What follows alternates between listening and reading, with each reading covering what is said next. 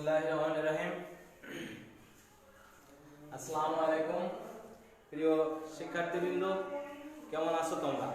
আশা করি ভালো আছো।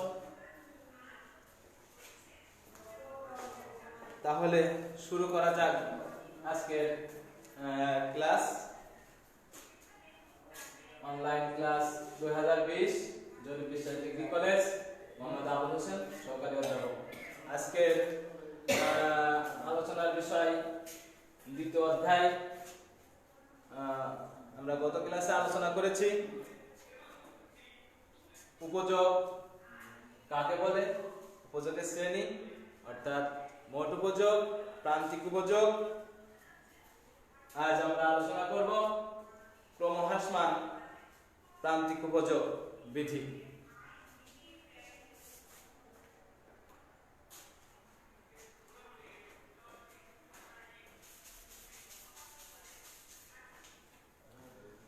ক্রমহ্রাসমান প্রান্তিক উপযোগ বিধি বলতে আমরা বুঝি মানুষের অভাব অসীম, কিন্তু একটি বিশেষ দ্রব্যের অভাব সসীম। একজন ব্যক্তি যখন একই দ্রব্য ক্রমাগতভাবে ভোগ করতে থাকে তখন ওই দ্রব্যের প্রতি তার আকাঙ্ক্ষা ক্রমান্বয়ে কমতে থাকে, আর এই ক্রমান্বয়ে কমাটাই হচ্ছে ক্রমহ্রাসমান প্রান্তিক উপযোগ বিধি। যেমন কোনো ব্যক্তি যদি বাজারে গিয়ে প্রথমে একটা কমলা লেবু ক্রয় করে, তার জন্য সে বেশি পরিমাণ টাকা দিতে ইচ্ছুক। যেমন যদি সে একটি কমলা লেবু ক্রয় করে, তার জন্য সে 5 টাকা দিতে ইচ্ছুক, তা থেকে সে 5 টাকার সমানই উপযোগ লাভ করবে। এরপর প্রথম কমলা লেবু ভোগ করার পর তার আকাঙ্ক্ষা কিছুটা হলেও কমে আসবে।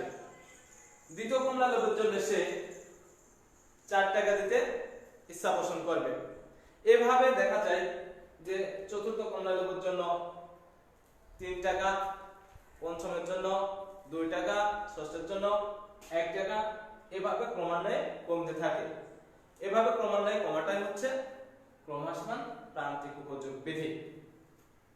এখন আসো প্রিয় শিক্ষার্থীবৃন্দ, এখন আসো আমরা একটি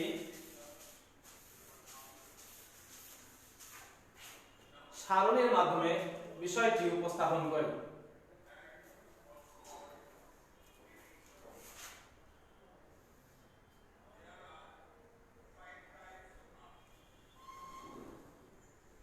দ্রব্যের একক, মোট উপযোগ, প্রান্তিক উপযোগ।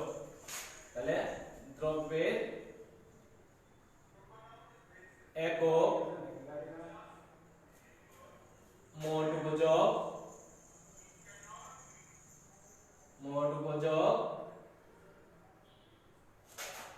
প্রান্তিক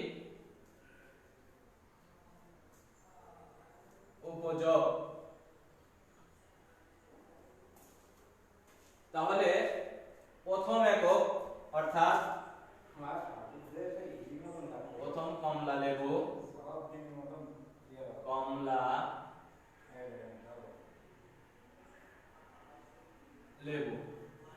প্রথম কমলা লেবুর জন্য একজন ক্রেতা 5 টাকা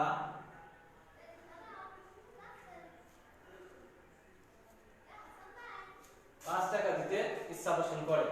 এ থেকে তার মোট উপযোগ হবে 5 টাকা সমান। দ্বিতীয় একক অর্থাৎ দ্বিতীয় কমলা লেবুর জন্য ক্রেতা 4 টাকা দিতে ইচ্ছুক এবং তা থেকে সে 4 টাকা সমান উপযোগ লাভ করবে। এক্ষেত্রে প্রান্তিক উপযোগের সমষ্টি হবে মোট উপযোগ। তাহলে মোট উপযোগ আমাদের বের করার সিস্টেম হচ্ছে এই 5 এবং এই 4 যোগ করতে হবে। যোগ করলে পারে কি পাবো? 5 আর 4 9, তাহলে তার মোট উপযোগ হবে 9 টাকা সমান। তৃতীয় একক তৃতীয় এককের জন্য একজন ক্রেতা 3 টাকা দিতে ইচ্ছুক, কারণ তা থেকে সে 3 টাকা সমান উপযোগ লাভ করবে। এক্ষেত্রে তার মোট উপযোগ হবে এইটাই, এই মোট উপযোগ 9 এবং তার সাথে প্রান্তিক উপযোগ 3 যোগ করতে হবে, অর্থাৎ সমষ্টি।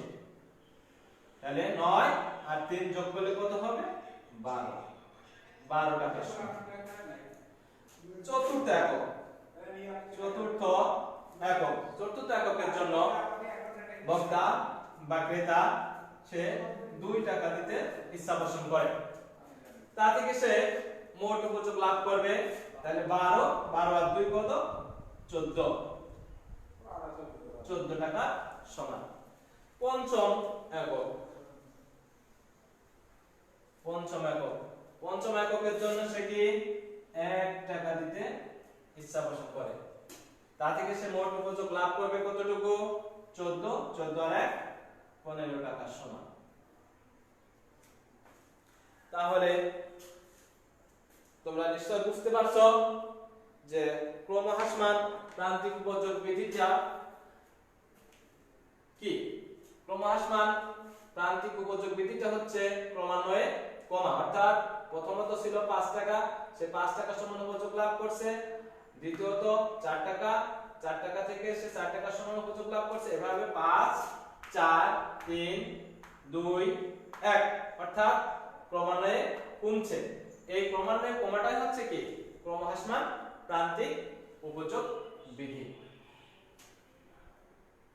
এই ক্রমহ্রাসমান প্রান্তিক উপযোগের সমষ্টি হবে মোট উপযোগ, অর্থাৎ প্রথমত যা আছে সেটা একই থাকবে। দ্বিতীয়ত কি 5 এবং 4 যোগ করলে কত হবে? 9। 9 এর সাথে 3 যোগ করলে কত হবে? 12। 12 এর সাথে 2 যোগ করলে কত হবে? 14। 14 এর সাথে 1 যোগ করলে কত হবে? 15। এভাবে দেখা যায় যে মোট উপযোগ যখন 15, প্রান্তিক উপযোগ তখন কত? 1, অর্থাৎ প্রান্তিক উপযোগ ক্রমান্বয়ে কমছে আর মোট উপযোগ ক্রমান্বয়ে বাড়ছে। এভাবে দেখা যায় প্রান্তিক উপযোগ কমতে কমতে যখন কি হবে? 0, তখন প্রান্তিক উপযোগ যখন 0, মোট উপযোগ তখন সর্বোচ্চ। মোট উপযোগ তখন সর্বোচ্চ, অর্থাৎ প্রান্তিক উপযোগ যখন 0, মোট উপযোগ তখন সর্বোচ্চ। এক্ষেত্রে মোট উপযোগের পরিমাণ কত? 15 একক। প্রিয় শিক্ষার্থীবৃন্দরা, এই ছিল আমাদের ক্রমহ্রাসমান প্রান্তিক উপযোগের সারণী। এখন আসো ক্রমহ্রাসমান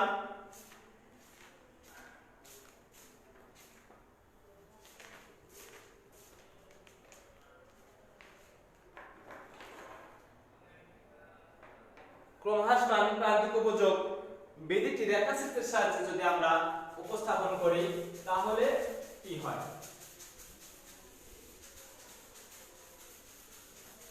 ক্রমহ্রাসমান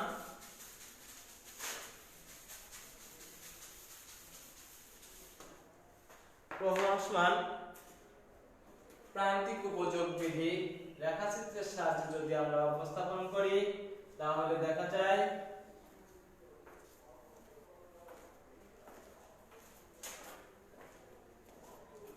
OX ও Y, এইদিকে আমাদের OX অক্ষে দ্রব্যের পরিমাণ,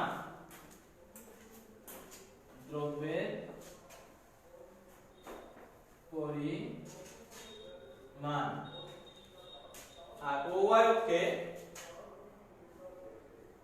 দাম বা প্রান্তিক উপযোগ নির্দেশ করে। তাহলে OX অক্ষে দ্রব্যের পরিমাণ এবং OY অক্ষে আমাদের দাম বা প্রান্তিক উপযোগ নির্দেশ করে। এখন আমরা আগে সারণী থেকে দেখছি যে প্রথম কমলা লেবু অর্থাৎ 5 টাকা, প্রথম কমলা লেবুর মূল্য ছিল 5 টাকা, তা থেকে সে কি পরিমাণ উপযোগ লাভ করে?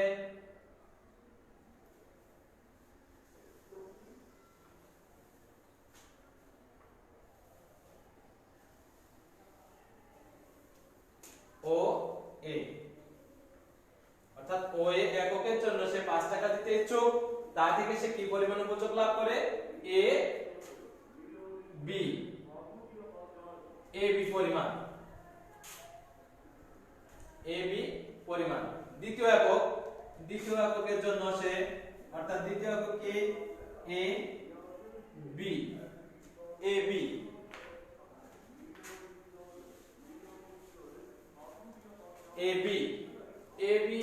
এককের জন্য সে কি পরিমাণ দাম দিতে ইচ্ছুক? 4 টাকা। তাহলে প্রথম একক ও এ, দ্বিতীয় একক হচ্ছে এ বি। এই এ বি এককের জন্য ক্রেতা 4 টাকা দিতে ইচ্ছুক, তা থেকে সে কি পরিমাণ উপযোগ লাভ করছে? এ বি সি পরিমাণ,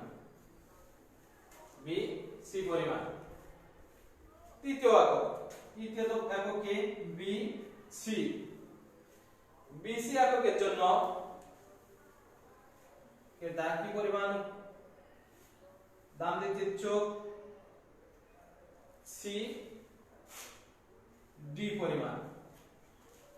চতুর্থ এর জন্য সে কি পরিমাণ দাম দিতে ইচ্ছুক ছিল? 3 টাকা সমান। চতুর্থ একক, প্রথম একক ও এ, দ্বিতীয় একক এ বি, তৃতীয় একক বি সি, চতুর্থ একক সি ডি। সি ডি এককের জন্য সে কি পরিমাণ দাম দিতে ইচ্ছুক? 2 টাকা সমান। তাহলে সে তৃতীয় একক থেকে কি পরিমাণ উপযোগ লাভ করবে? ডি ই পরিমাণ। পঞ্চম একক ডি এফ এককের জন্য সে কি দাম দিতে ইচ্ছুক? অর্থাৎ 1 টাকা। এ থেকে সে মোট কি উপযোগ লাভ করবে? ই এফ পরিমাণ।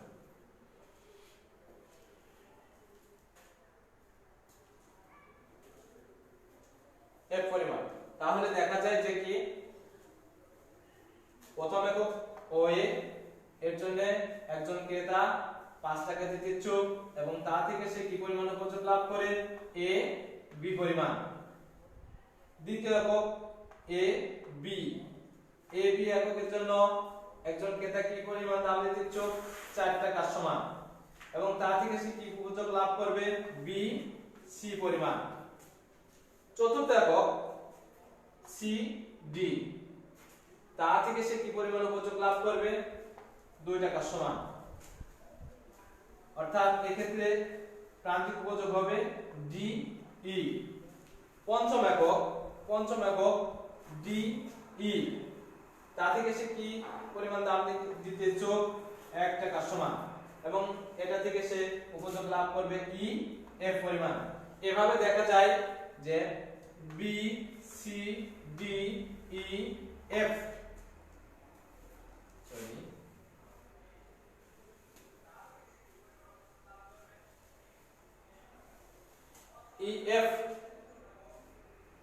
বিন্দুগুলো যোগ করে আমরা কি রেখা পাই?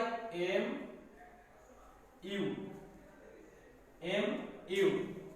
এই এম ইউ রেখাটি হচ্ছে আমাদের ক্রমহ্রাসমান প্রান্তিক উপযোগ রেখা।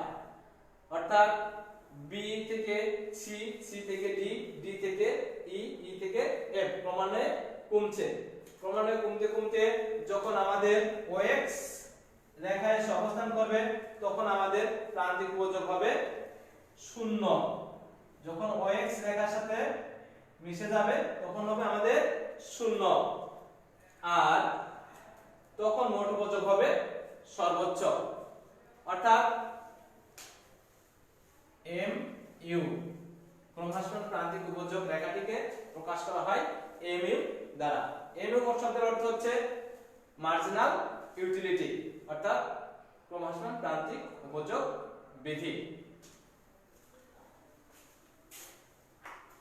প্রিয় শিক্ষার্থীবৃন্দ, তাহলে তোমরা প্রথমে সারণী দেখিয়েছি তারপরে আসছে কি চিত্র, চিত্রে ও এক্স অক্ষে দ্রব্যের পরিমাণ এবং ও ওয়াই অক্ষে দাম এবং প্রান্তিক উপযোগ নির্দেশ করা হয়েছে।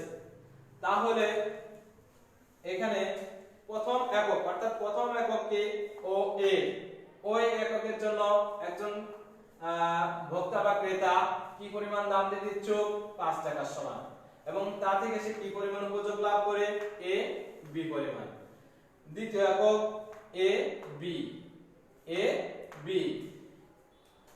বি এককের জন্য একজন ভোক্তা বা ক্রেতা কি পরিমাণ দাম দিতে ইচ্ছুক 4 টাকা, তা থেকে সে কি পরিমাণ উপযোগ লাভ করে বি সি পরিমাণ।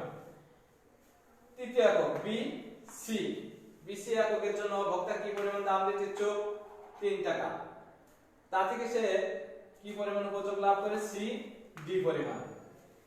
এভাবে দেখা যায় যে চতুর্থ একক সি ডি এবং ডি ই এককের জন্য 2 ও 1 টাকা দিতে ইচ্ছুক এবং তা থেকে সে কি পরিমাণ উপযোগ লাভ করে ই এফ পরিমাণ। এখন আমরা B C D E F বিন্দুগুলো যোগ করে একটি রেখা পাই, কি এম ইউ। এই এম ইউ রেখাটি হলো আমাদের ক্রমহ্রাসমান প্রান্তিক উপযোগ রেখা।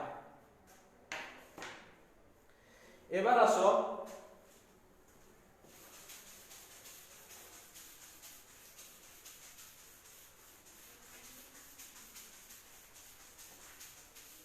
ক্রমহ্রাসমান প্রান্তিক উপযোগ বিধি রেখাটির কিছু ব্যতিক্রম লক্ষ্য করা যায়। ক্রমহ্রাসমান প্রান্তিক উপযোগ বিধি একক যদি অতি ক্ষুদ্র হয় তাহলে একজন ভোক্তা বা ক্রেতার আকাঙ্ক্ষা কমার চেয়ে বরং বৃদ্ধি পায়। এজন্য দ্রব্যের একক যদি অতি ক্ষুদ্র হয় তাহলে ক্রমহ্রাসমান প্রান্তিক উপযোগ বিধিটি কার্যকর হয় না। অভ্যাস ও রুচির পরিবর্তন এর ফলেও আমাদের ক্রমহ্রাসমান প্রান্তিক উপযোগ বিধিটি কার্যকর হয় না। সময়ের ব্যবধান, অনেক সময় দেখা যায় যে একই সময়ের এখানে সংজ্ঞায় উল্লেখ করা আছে একই সময়ে, অর্থাৎ একই সময়ে যদি ক্রমাগতভাবে ভোগ করা হয় তাহলে ওই দ্রব্যের প্রতি আকাঙ্ক্ষা আমাদের কিছুটা হলো কমবে, বাড়বে না। এটা হচ্ছে ক্রমহ্রাসমান প্রান্তিক উপযোগ বিধি। তাহলে সময়ের ব্যবধানে, অর্থাৎ আজ যদি আমি যে দ্রব্য ভোগ করছি কালকে সেই দ্রব্যের প্রতি আকাঙ্ক্ষা আমার বাড়তে পারে। এই ক্ষেত্রে সময়ের ব্যবধান হলে ক্রমহ্রাসমান প্রান্তিক উপযোগ বিধিটি কার্যকর হয় না। শখের দ্রব্য, এমন কিছু দ্রব্য আছে যে দ্রব্যগুলো মানুষ শখ করে গ্রহণ করে, এখানে মূল্য বা উপযোগের সাথে কোনো সম্পর্ক নাই। সম্পর্ক শখ দেখলেই সেটা একজন ক্রেতা কিনতে আগ্রহী হয় অথবা ভোগ করতে ইচ্ছা পোষণ করে। এই সমস্ত দ্রব্যের ক্ষেত্রে ক্রমহ্রাসমান প্রান্তিক উপযোগ বিধি কার্যকর হয় না। যেমন ডাক টিকিট, পুরাতন মুদ্রা, এগুলো মানুষের আগ্রহ বৃদ্ধি করে, এগুলো শখের দ্রব্য। এই শখের দ্রব্যের ক্ষেত্রে ক্রমহ্রাসমান প্রান্তিক উপযোগ বিধিটি কার্যকর হয় না। এছাড়াও আরো এমন কিছু দ্রব্য আছে যেমন নেশার দ্রব্য।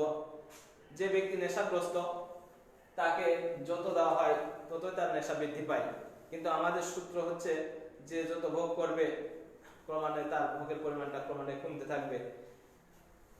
এই নেশার দ্রব্য হলে ক্রমহ্রাসমান প্রান্তিক উপযোগ বিধিটি কার্যকর হয় না। এছাড়াও আছে বাহ্য আড়ম্বরপূর্ণ দ্রব্য। বাহ্য আড়ম্বর দ্রব্যের ক্ষেত্রে ক্রমহ্রাসমান প্রান্তিক উপযোগ বিধিটি কার্যকর হয় না। যেমন যদি কোনো মেয়েদের স্বর্ণালঙ্কার দেওয়া হয় তাহলে স্বর্ণালঙ্কারের প্রতি তাদের আকাঙ্ক্ষাটা বাড়তেই থাকে, কখনো কমে না। এই ক্ষেত্রে ক্রমহ্রাসমান প্রান্তিক উপযোগ বিধিটি কার্যকর হয় না। আয় বৃদ্ধি, আমাদের যদি আয় বৃদ্ধি পায় তাহলে ক্রমহ্রাসমান প্রান্তিক উপযোগ বিধিটি কার্যকর হয় না। কৃপণের ক্ষেত্রে, কৃপণ ব্যক্তির ক্ষেত্রে ক্রমহ্রাসমান প্রান্তিক উপযোগ বিধিটা কার্যকর হয় না।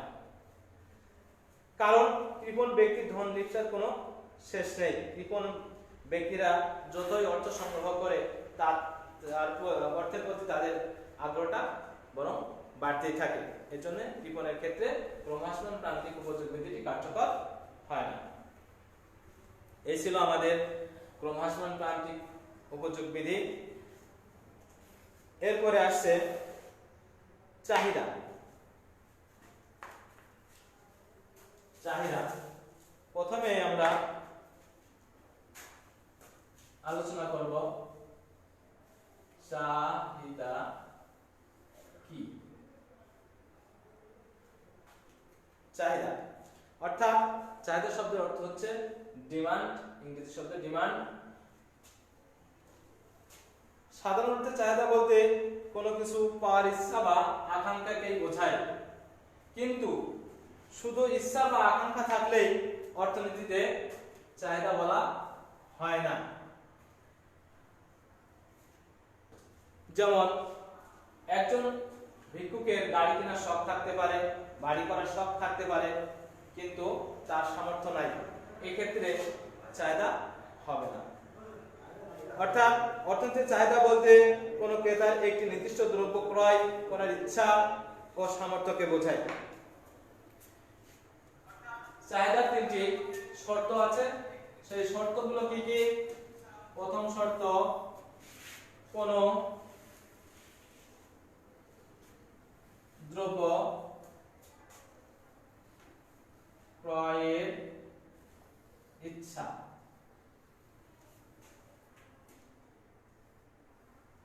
কোন দ্রব্য ক্রয়ের ইচ্ছা। দ্বিতীয় শর্ত হচ্ছে দ্রব্যটি ক্রয়ের সামর্থ্য।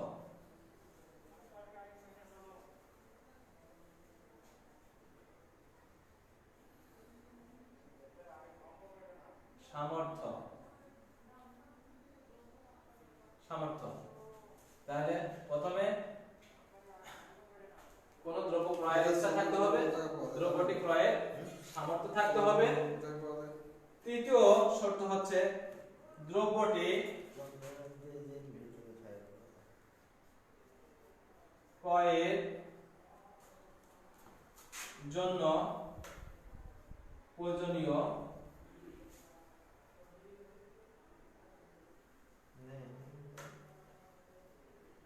অর্থ ব্যয়ের ইচ্ছা। তাহলে চাহিদা কি? এ থেকে আমরা বুঝতে পারবো যে কোনো দ্রব্য ক্রয়ের ইচ্ছা থাকতে হবে, দ্রব্যটি ক্রয়ের সামর্থ্য থাকতে হবে, দ্রব্যটি ক্রয়ের জন্য প্রয়োজনীয় অর্থ ব্যয়ের ইচ্ছা থাকতে হবে। এই তিনটি শর্ত থাকলে পারে অর্থনীতিতে সেটাকে কি বলা হয়? চাহিদা বলা হয়। এবার আসি আমরা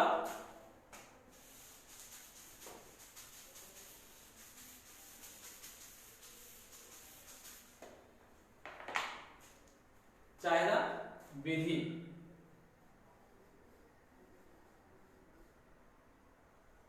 চাহিদা বিধি। চাহিদা বিধি কি? যে বিধির সাহায্যে দাম এবং চাহিদার মধ্যে ক্রিয়াগত সম্পর্ক নির্ণয় করা হয়, সেই সম্পর্কটাকে কি বলা হয়? চাহিদা বিধি। বিধি শব্দের অর্থ হচ্ছে নিয়ম, আইন। অর্থাৎ দাম এবং চাহিদার সাথে যে সম্পর্ক তৈরি করা হয় সেটা হচ্ছে চাহিদা বিধি। অর্থাৎ কোন দ্রব্যের অন্যান্য অবস্থা অপরিবর্তিত থেকে যদি কোনো দ্রব্যের দাম কমে, কোন দ্রব্যের দাম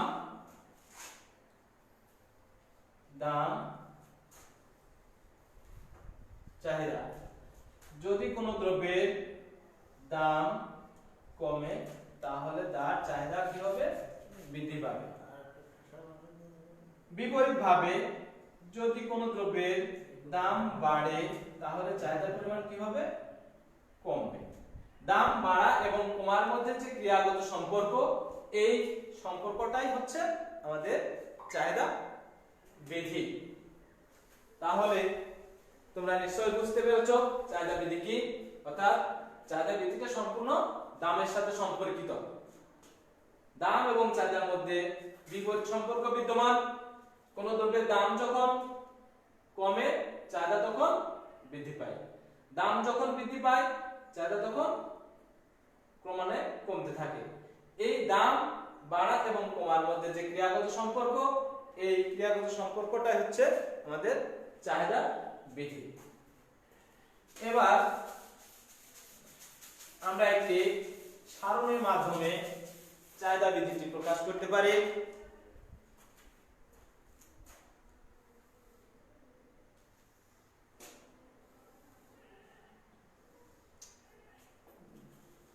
সারণীটি হলো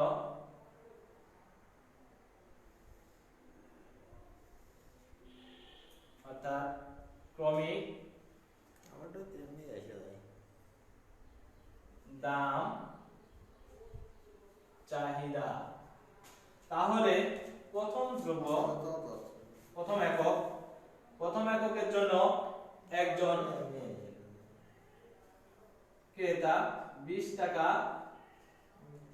দিতে ইচ্ছা পোষণ করে এবং তার থেকে সে কি পরিমাণ চাহিদা লাভ করে, 30 একক।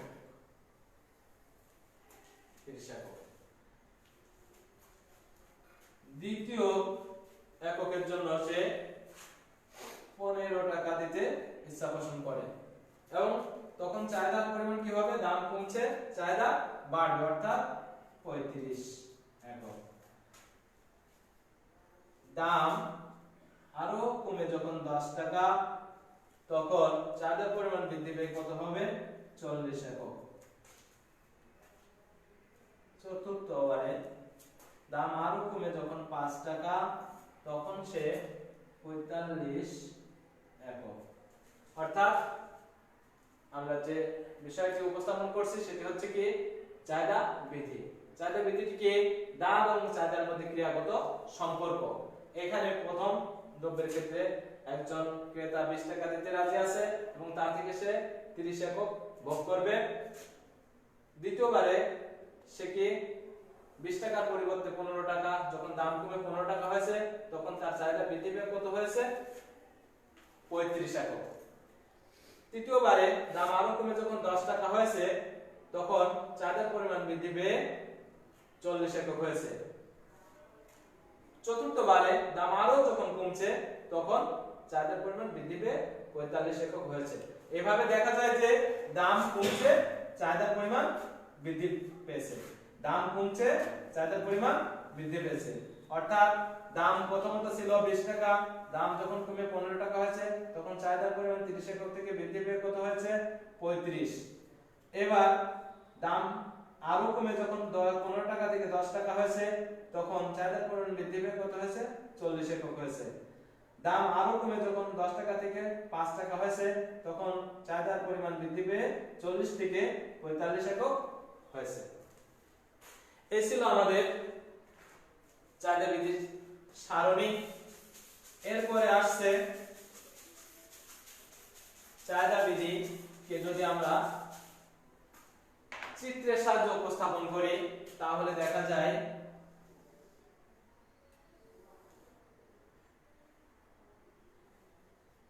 ও ও এক্স ও এক্স অক্ষে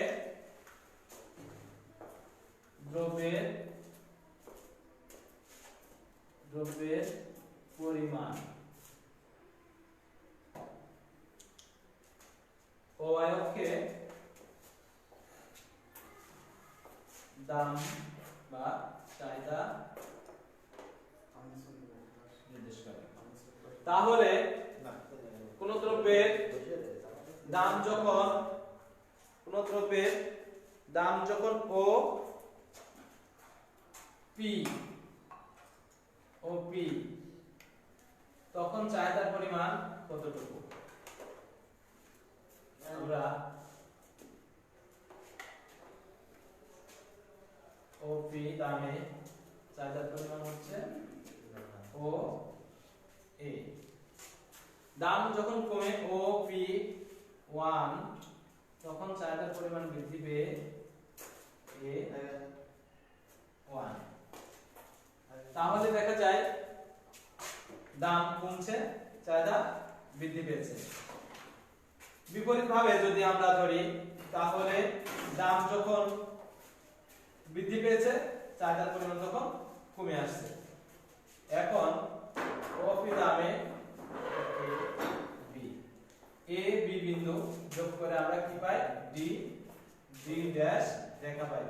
এই D ড্যাশ রেখাটি হলো আমাদের ক্রমহ্রাস চাহিদা বৃদ্ধি রেখা।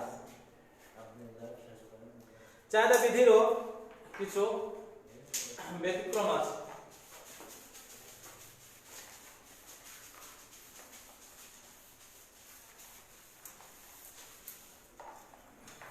চাহিদা বৃদ্ধির ব্যতিক্রম অর্থাৎ চাহিদা বৃদ্ধিতেও অভ্যাস ও রুচির পরিবর্তন হলে পারে চাহিদা বৃদ্ধি কার্যকর হয় না, আবার আয়ের পরিবর্তন হলে পারেও চাহিদা বৃদ্ধি কার্যকর হয় না। অবস্থানগত কারণেও চাহিদা বৃদ্ধি কার্যকর হয় না, অর্থাৎ অবস্থার পরিপ্রেক্ষিতে অনেক সময় জিনিসের দাম কমলেও চাহিদা বাড়ে না। যখন কোন এলাকায় কলেরা দেখা যায় তখন মাছের দাম কমলেও চাহিদার পরিমাণ বাড়ে না। গিফেন দ্রব্য, এমন কিছু দ্রব্য আছে যেগুলো মূল্য কমলে মানুষ মোটেই গ্রহণ করে না, এবং যদি মূল্য বাড়ে তাহলে সবটুকু গ্রহণ করে। এই জাতীয় দ্রব্যকে গিফেন দ্রব্য বলা হয়। বিকল্প দ্রব্যের ক্ষেত্রেও চাহিদা বৃদ্ধি কার্যকর হয় না। তাহলে